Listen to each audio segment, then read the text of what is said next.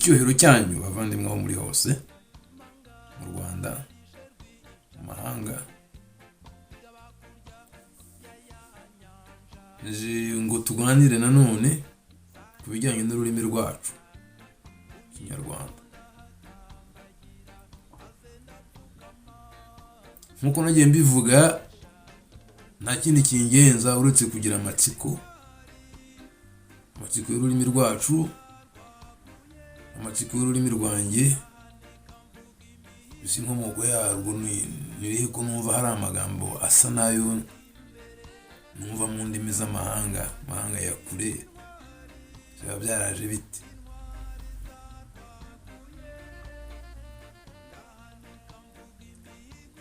Nkuko rero nabibabwiye, nkunda ibitekerezo by'abami, abakurambere bacu, abami. Buriya niba hari umwami w'igihangange u Rwanda rwagize, harimo umwami Musinga, Yuhi Musinga, ndetse giye nk'umurasa burya Yuhi mbyita ja Yuhi bihaye mutaja, nkuko navuga Imana Musinga, ja Musinga, Yuhi. Ariko ijambo umwami byo nabyo nagiye mbitekerezaho. Umwami, ijambo umwami, nabanje kwibeshya ndavuga se ni moi mu gifaransa, moi, hanyuma mi mu cyongereza bikaba mwami. Ibyo nabyo mbitindaho cyane, ariko nsanga indimi ebyiri z'amahanga zihuriye ku rurimi rwacu, ku rurimi rwacu, mu ijambo rimwe, wasanga nta njyana nyinshi byaba bifite. Ariko nza gusanga harimo akantu bita nkuko twavuze igicumbi cy'ijambo. Iyo urebye umwami, ubwami, abami, utwami,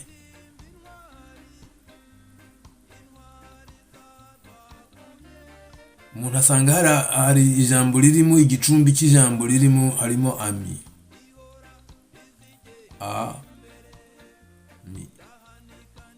ami.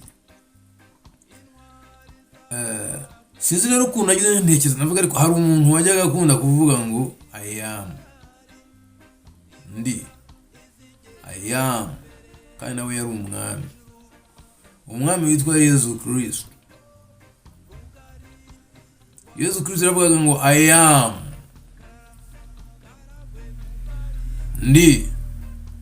I am.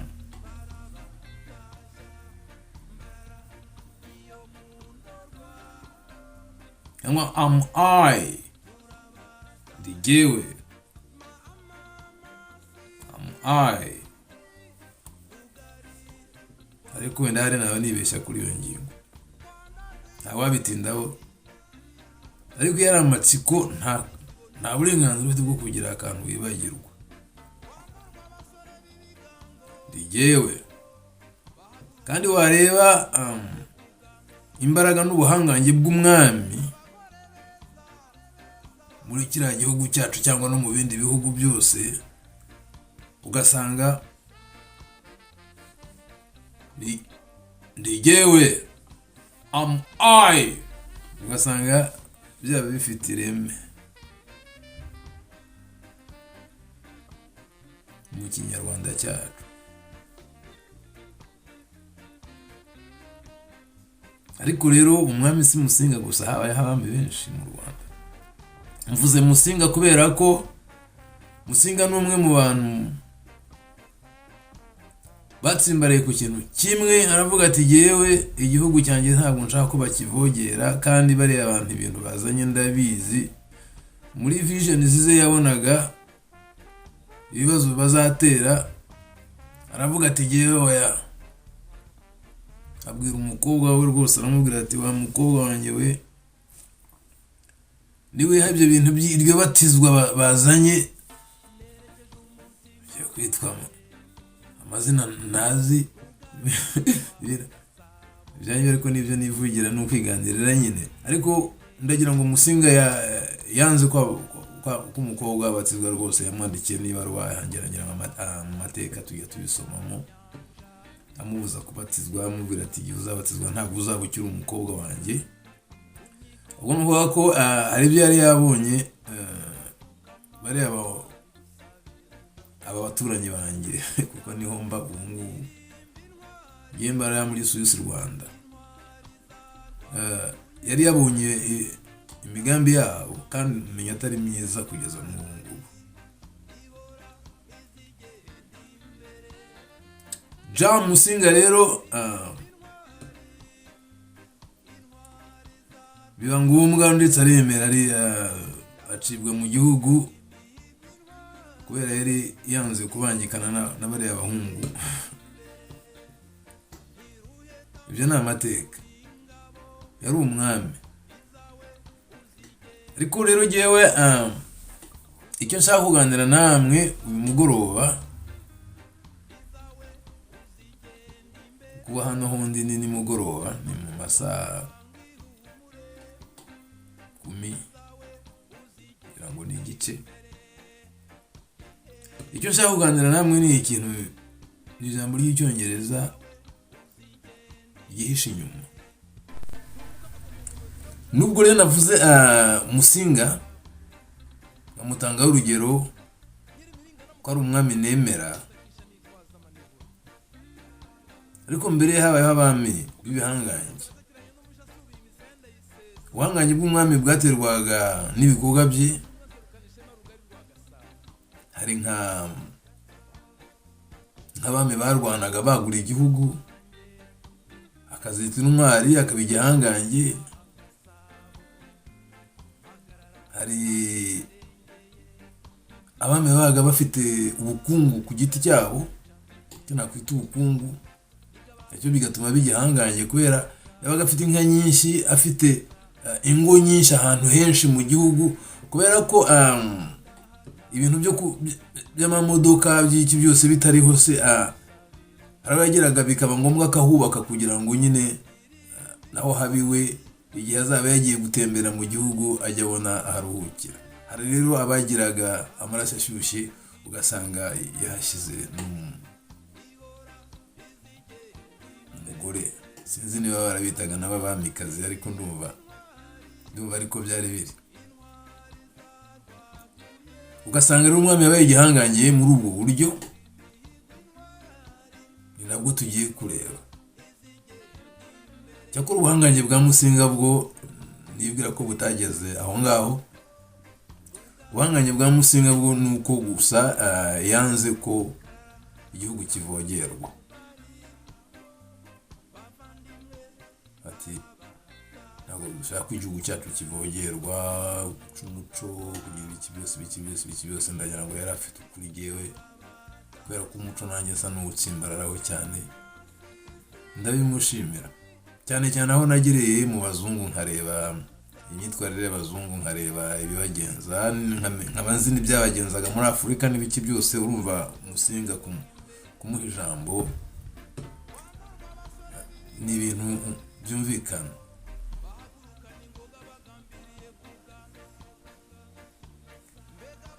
Mu bami rero bagiye bagira ubuhangange, harimo n'abitwaga ba Rwabugiri, naryo zina rye ngira ngo ubugira, hari umenya ari ubuhangange cyangwa ubutwari, kuko ko ritari n'izina rye Rwabugiri. Menya yararyambuye umuntu menya Rwabugiri ngo yitwaga Sezisoni, ariko hakaba hari umugabo witwaga Rwabugiri. Sezisoni aramubwira ati ugeze uzashakira indi zina witwa, ubugiri bugirwa nanjye, ubutwari ubuhangange bugirwa nanjye. Urumva ubwo twari ukwiganira nyine, tuganira tuba tuganira, ni ukuganira nyine. Rwabugiri yagize ubuhangange,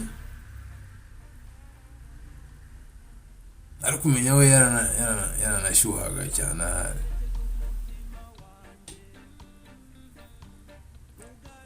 nk'umugabo, akagira ubundi buhanganye nyine bwo kugira ingo nyinshi. Ngarutse rero ku ngingo y'ikiganiro,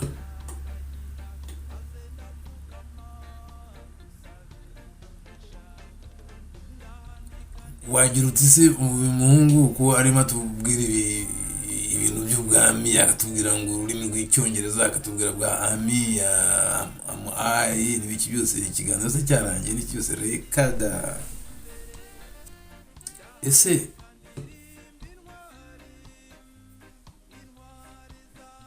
mu Rwanda twatangiye kubaka amazu ryari? Kugira ngo umuntu yubakire inzu, yewe bene ya yindi rwose yitwa inzu ihagaze, apana akagondano, ndavuga inzu irimo ashyiramo na bene cya giti kifata gutya kugira ngo itagwa. Sinzi igihe byahereye.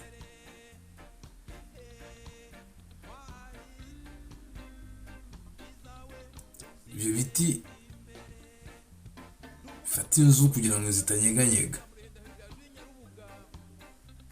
mbese nk'uko umwami afashe igihugu kugira ngo kitavogerwa. Ibyo biti babyitaga, bene icyo giti gihagazemo kugira ngo inzu ihagarare, bakita inkingi.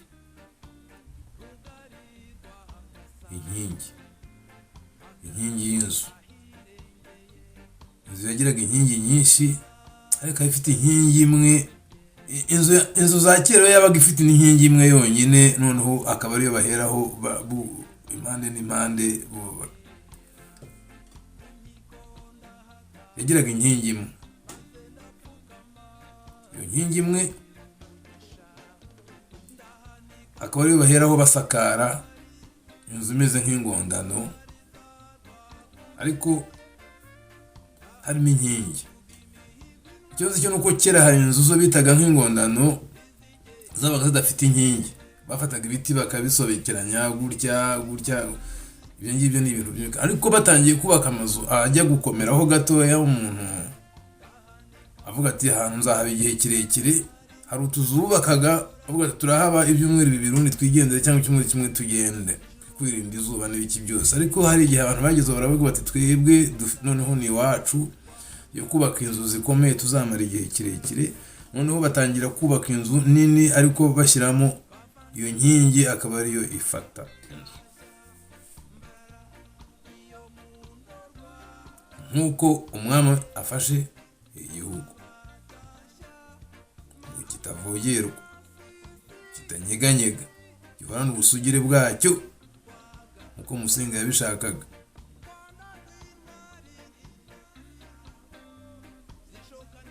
Icyo giti, iyo nkingi ikabaho, bigashushanya umwami mu gihugu,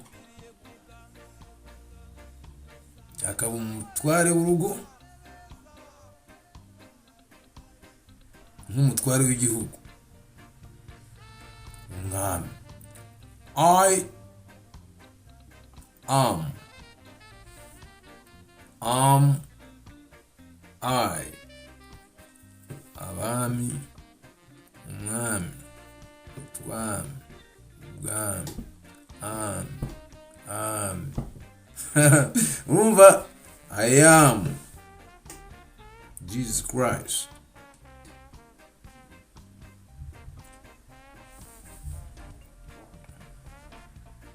Wagira uti ibyo ntibihagije kugira ngo twumvise ko bifite aho bihuriye n'icyongereza. Ubuhanganye bw'umwami hari harimo no kugira ingo nyinshi nk'uko niko twabisanze. Ariko sinzi, yabaga hafite inka, akashyira n'abagaragu,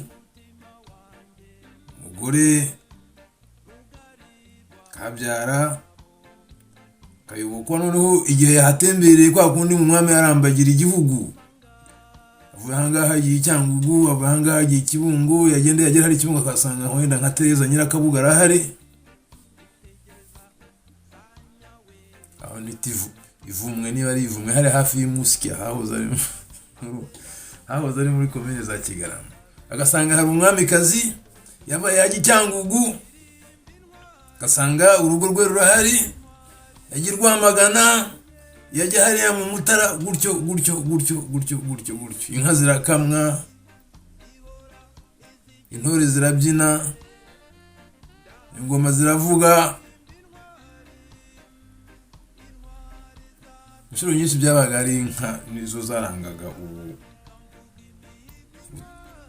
ubwamamare bwe, inka nyinshi, inyambo nyinshi nziza cyane, n'abashumba n'iki ikwe. Aho hantu yabaga afite inka bahitaga ngo iki mu Kinyarwanda, menya ari igikingi cy'umwami, igikingi cy'umwami, inkingi y'inzu yifashe inzu, igikingi cy'umwami nicyo kizaranga, ibikingi nibyo bizaranga ubwamamare bwe, ubutwari bwe, ubudahangarwa bwe n'ibicyuzo byose. Aho ngiye hose ni wanjye.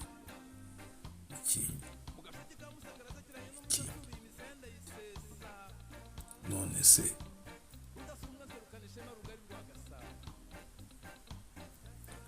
mu Cyongereza umwami bamwita ngo iki?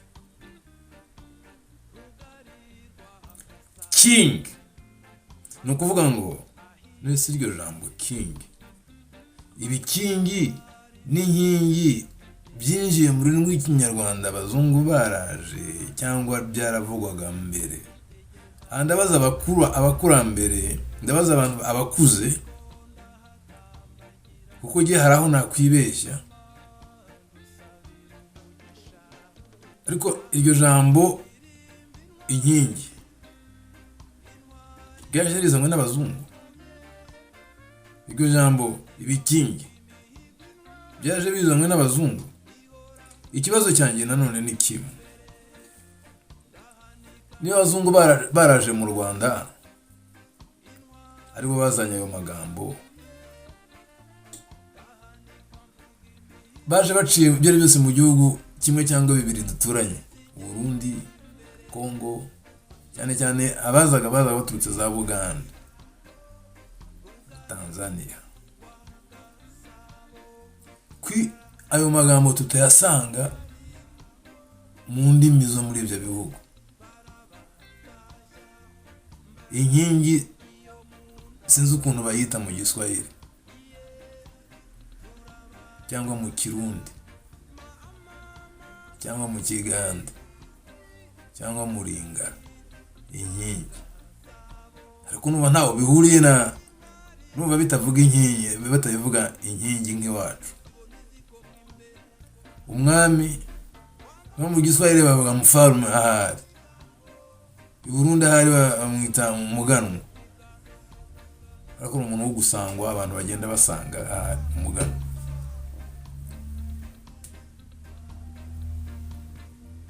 Mu kiganiro agira ngo ntabwo bamwita umwami,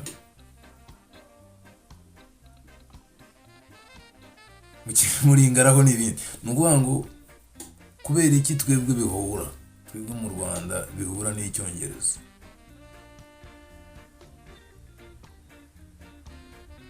Inkingi ifashe inzu, ibikingi, igikingi kiranga ubutwari bw'umwami cyangwa ubwamamare cyangwa se ubuhangange bwe, ariko mu Cyongereza bikazaba king, umwami nyine. Twajya kuri none mu ijambo ryacu umwami tugasanga harimo I, ndiye. Ikiganiro cy'uyu munsi kirangiriye ahangaha.